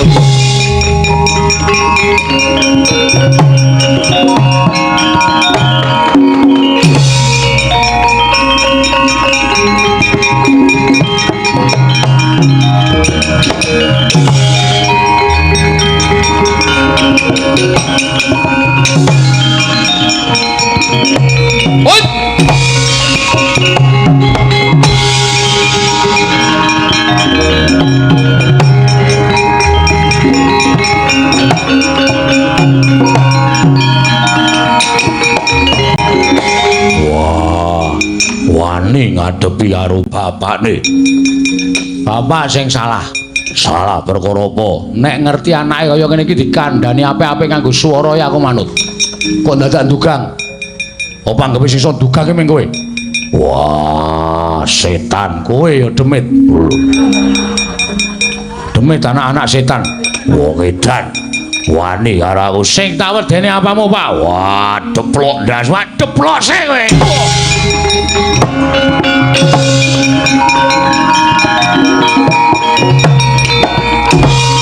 Oh, ayo.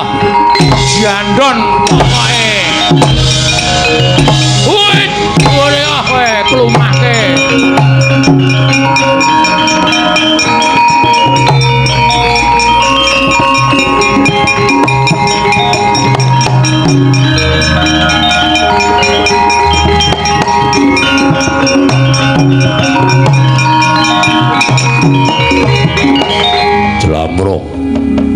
Apa ngadang-adangi karo kakangmu? Kakang Mas, wonten dawuhipun Kaka Prabu Punta. Bilih Kaka Prabu piyambak ingkang badhe ngaturaken pustaka Jamus Klima Sada dhateng Karang Kadempel. Kula aturi nyiram mawi tirtaning kesabaran. Sampun ngantos nuruti dhateng harganing kanepsa ingkang mubal babal. Wekasan Kakang Mas gendak sikara dhateng Kang Putra. Menapa mboten lingsem dipun pirsani para kawula sak negari Ngamarta.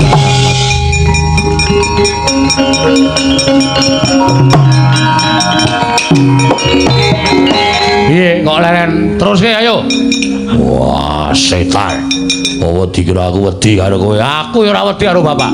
Aku mbelani bapak kakene Semar. Bapak sing marahi aku nembung apik-apik karo Siwa Punta kok bapak ndugang karo aku. Mergo cangkem elek. Ora perkara cangkem elek ning nek dikandani aku ki manut rasa dadak aku ditendangi. Ngandani anakku ora nganggo kasar. Wah, minggiro Janaka tak tendangane. Ayo ngejak pirang dina tak rampungi legane kantiku.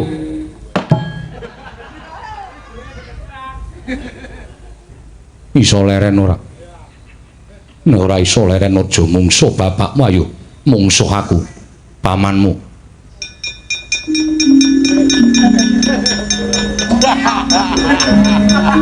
Iya iki kok mandek. Gayeng e. Syukur malah melu-melu senengane. Wah ngampleng pas mata e. Antasena dalem, Lek. Awakmu ing Ngamarta wis budal ngaturake pustaka Jamus Klima Sada marang Karang Kadempel. Tak suwun Pak Li karo Bapak aja keri. Tindak ning Karang Kadempel. Wah, Antasena sejatine ning apa? Mengko Bapak prisa dhewe ning Karang Kadempel.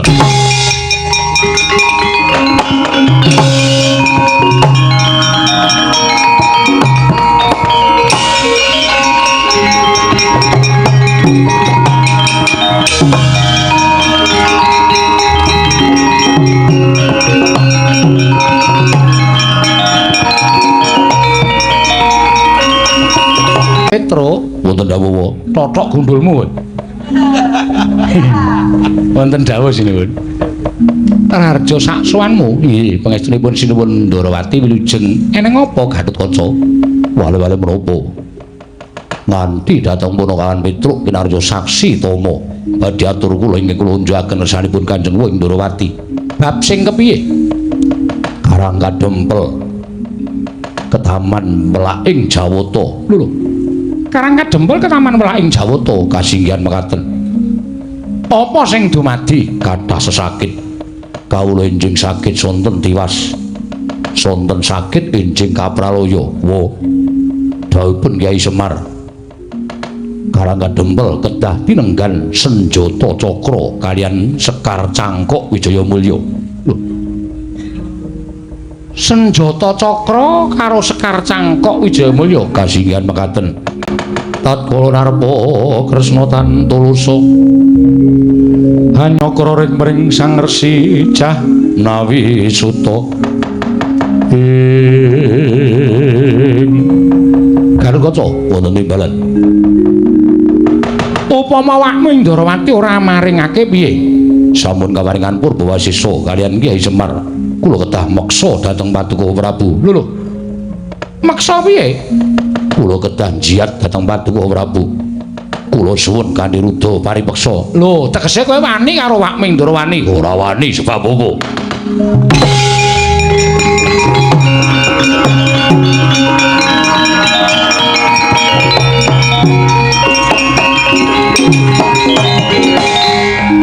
Lah, malang kerik.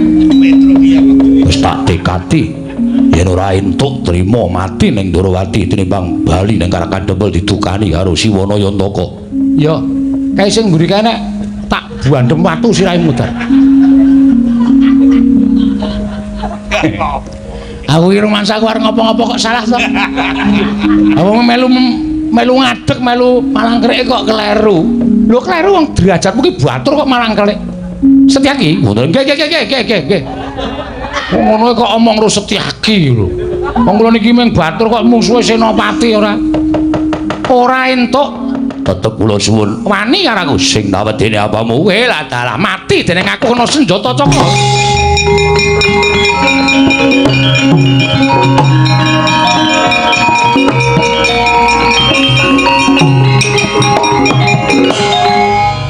Niku ursanipun pripun? Lah kowe butuhmu apa? Senjata cakra kaliyan Sekar. Ha ya wis kuwi gawanan. Diwas mempeng. Diwas ngombe obat. Minggat. Nggih. Oh, alah melu seneni ora melu. Gatotkaca wonten timbalan. Kakang Semar kuwi gedhe lalabane tumrap nata ing Ndarawati. Lho iki. Aturna ngestakaken dawuh. Ning lilanana awakmu Ndarawati uga bakal ngetutake lumaku ning pusakaku. Monggo kula dherekaken rawuh wonten Karang Kadempel Kanjeng Prabu.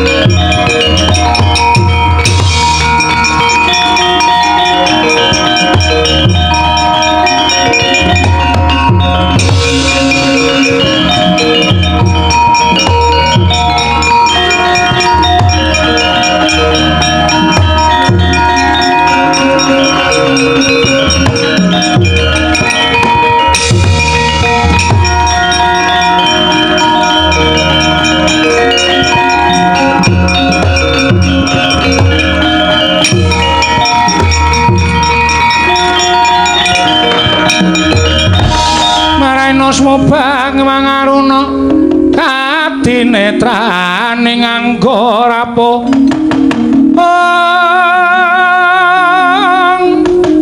kanikara saketer kene dongane nggung lir wowo sing pinipan coba petoke ngayamono lha ta kontor coy kasinggihan mekaten Bu lho Bagong iki nggih sinuwun eneng apa suwane Mandura wale-wale menapa Bu nampi dawuh timbalipun Kyai Semar Badranaya kula kautus supados sowan wonten garing Mandura lho ora diutus dening para Pandhawa malah diutus dening Kakang Semar Badranaya kasinggihan mekaten wigatine ingkang wigatos namung badhe munjuk atur bilih samangke Karang Kadempel ke Taman Pegebluk masa menemu wae wong ayem-ayem mawon kok tak sikut raimu lho kok menengo wae oh nggih Karang Kadempel ke Taman Pegebluk saged waluya nirmala temah jati jati temah mulya menawi tinenggan pusaka Mandura lho Karang Kadempel ke Taman Pegebluk bisa waluya nirmala temah jati jati temah mulya yen to ketunggon pusaka Mandura kasinggihan mekaten pusaka Mandura apa Kiai Nenggala Kiai Alugara badhe kula suwun kula boyong dhateng Karang Kadempel piye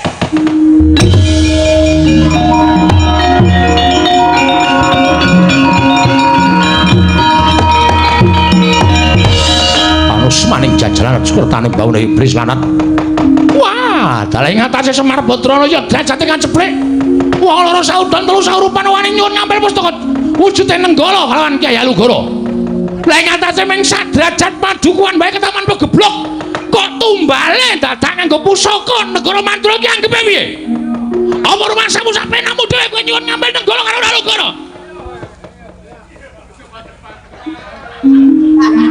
diem ora bengok-bengok to bol baldasmu kowe manus maring jajalan ora ratu dipal-palke niki mung kari ento apa ora nek ora ento ndara antarja ajeng ngamuk teng Mandura wah dalah arep ngamuk piye ngamuk punggung tegese piye tegesan Bagong Mandura namune susro tenane kaya nggo sound system yey kaget aku manjan wong kok ora tau iso sabar ayo bali mboten wo bali ora mboten wangsul menawi kula betul Nenggala karo Alugara ora gelem bali mboten kowe mangkel karo Baladewa kowe bocah wani karo wong kerak kowe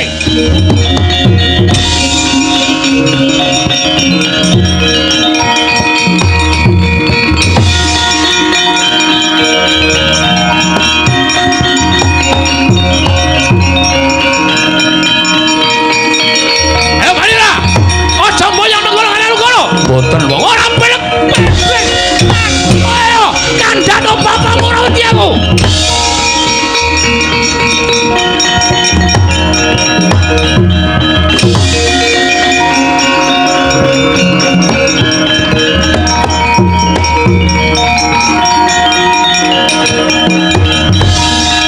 kowe iso dikandhani apa ora kowe aja nentaki kampurkane Nata Mandura Prabu Baladewa aku wong tuamu kowe aja ngeyel karo aku kula sampun prasetya dhateng Semar Badranaya menawi kula mboten saged mboyong Nenggala lan Alugara plalah kula tekaning pati wonten mriki kula enthengaken wah iblis lanat kowe malah nentang kampurkane Nata Mandura Prabu Baladewa kowe kepengin jajan nesune Nata Mandura Koko Prabu kula aturi sabar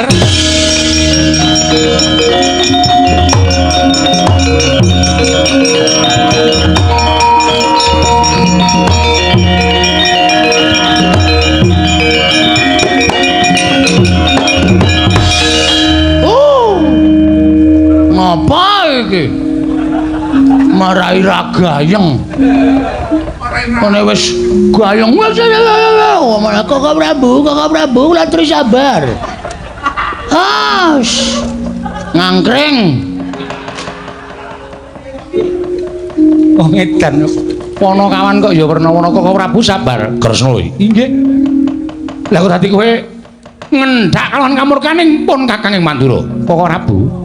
Menapa ing dipun aturaken para putra menika saestu leres lho. Bener piye? Karang Kadempel mbetahaken bantuan saking Paduka Kanjeng Koko Prabu. Lire piye? Sabab kula ugi sampun ngaturaken pusaka kalih. Lho, Ndarawati uga ngaturake pusaka loro. Inggih. Senjata cakra kaliyan sekar cangkok Wijayamulya. Sing boyong sapa? Gatotkaca. Mila menawi Antarja dipun utus wonten negari Mandura supados nyuwun ngampil Nenggala lan Alugara menika sampun trep. Ning Nenggala Alugara ora bakal iso pisah rumpun Kakang. Inggih, panjenengane Kang Asta sing wigati rawuh ning Karang Kadempel. Oh ngono. Inggih. Ya, manut aku.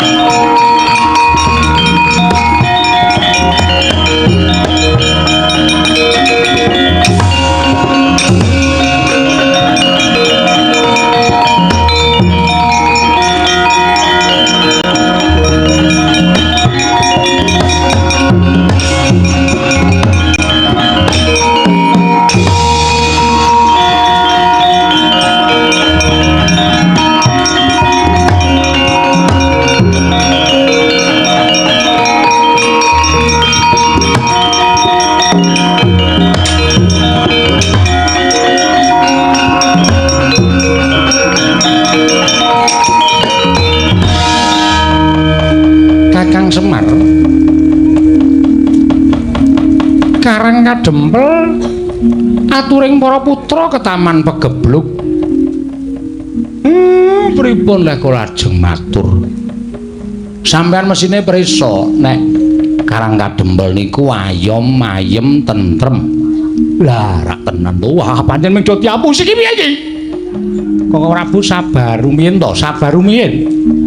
Kakang Semar ngaten menika mesti kemawon wonten ing dipun kajengaken. Ya piye? Tak rungokke aku. Kula pancen pasrah rawuhipun para pepunden kula.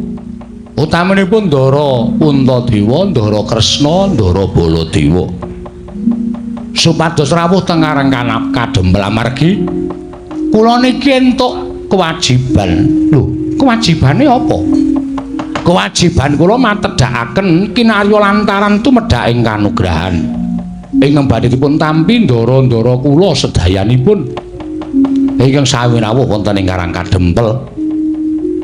Utamanipun Ndara Puntadewa, Ndara Kresna, Ndara Baladewa, Ndara Werkudara, Ndara Janaka. Mergi tentreming jagat menika sampun dipun sampiraken dhateng pundhakipun ingkang sami rawuh wonten ing mriki. Ndara Puntadewa nika pambayuning Pandhawa benjang kedah mangrurah satru murka ingkang pengawak sata Kurawa wonten ing perang Bratayuda. Menawi Kurawa sirna jagat menika badhe ambabar donya anyar ing kebak katentreman. Sinuwun Kresna menika pujangganipun para Pandhawa anggenipun badhe nuntun lampahing perang Bratayuda. Tanpa nata Ndarawati katentreman boten badhe kababar wonten ing donya langkung-langkung sampeyan iku titising Sang Hyang Bathara Wisnu dewa sing tukang andum kabagyan ya katentreman. Kosek lah banjur gandeng ceneng kalian Koko Prabu Mandura. Kula mboten wani narbu kondisi karo kodrate sing kuwasa. Ning nuwun sewu ajeng kula buka sithik mawon. Arepa dikaya ngapa sinuwun Mandura benjang kinarya dados cucuke ngajurit saksampunipun perang ageng Bratayuda. Anggenipun tansah ngayomi jagat menika sesarengan kaliyan putra wayahipun para Pandhawa. Lho, Kresna iki karepe piye Koko Prabu? Sampun mangke Koko Prabu badhe pirsa piyambak lelampanipun. Ning ngendikanipun Kyai Semar menika dadipun nugemi. Mongko sing duwe Pandhawa sinuwun Puntadewa sing dadi cucuking pusaka Jemparing utawi landheping Bedama Ndara Werkudara lan Janaka. Tanpa Ndara Werkudara lan Janaka sing duwe niat ngisah sangkara murka tentrem menika mboten ajeng isa digayuh dumugi jaman menapa kemawon. Niku estu. Lah terus piye Kakang? Ngentosi sedhela mawon, Ndara.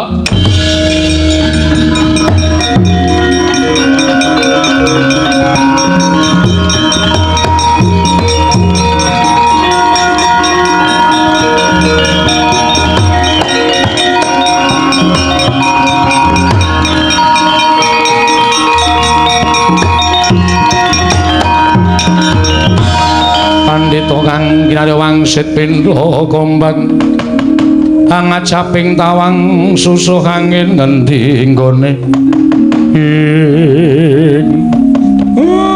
pukulun sangasih prana Semar ulun mung bakal ngaturake panuwun ingkang tanpa pepindhan jumbuh kelawan sasmita ulun ingkang wis ulun dawake kelawan jeneng kita wis bisa nglakoni nglumpukake para-para ingkang bakal ambabar katentreman jroning jagat. Ya kuwi kita Puntadewa Kresna Baladewa Werkudara padene Janaka pangareping para luhur ingkang bakal mbabar katentreman ning jagat raya. Mula seksenana dina iki bakal ulun patedhakake ya kuwi ingkang winastan wahyu katentreman bisa kinarya kekuatan lahir batining para-para ingkang wis kajibah mbabar tentreming jagat sawiku iki Semar.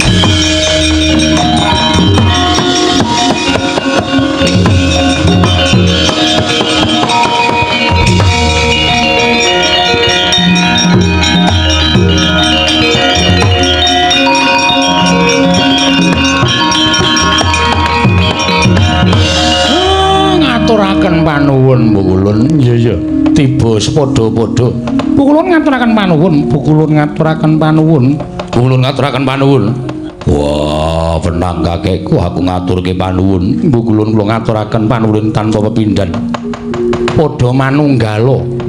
Nadyan durung ditunggalake kelawan lelakon utamane si Baladewa nanging besok bakal ditunggalake lumantar lelakon manunggal kelawan para Pandhawa. Ngesaken dawuh paduka Hyang Adi Bukulun.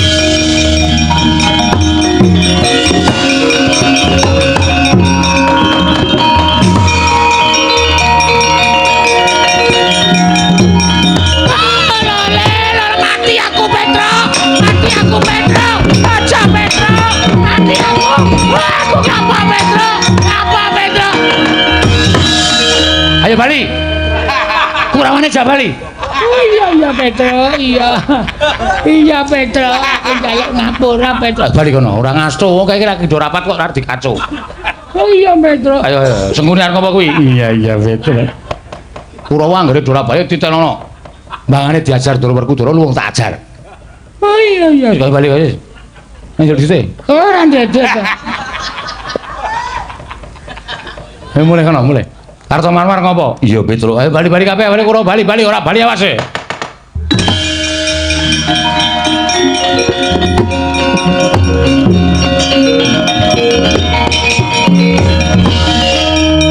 Kok geger blek-blek ditutuki apa Petra? Durna kok ajeng munggah teng pendopo Pedukuhan Karangkadempel ajeng gawe kisruh njaluk wahyu. Ajar ning dalem. Kurawa, undurke. Lah ya syukur. Werkudara. Iye. Wis ora nyambut gawe kowe. Ya. Petruk ngaturake panuwun. Ora mbok sifat mbaran. Lha kula tepasi kok menan.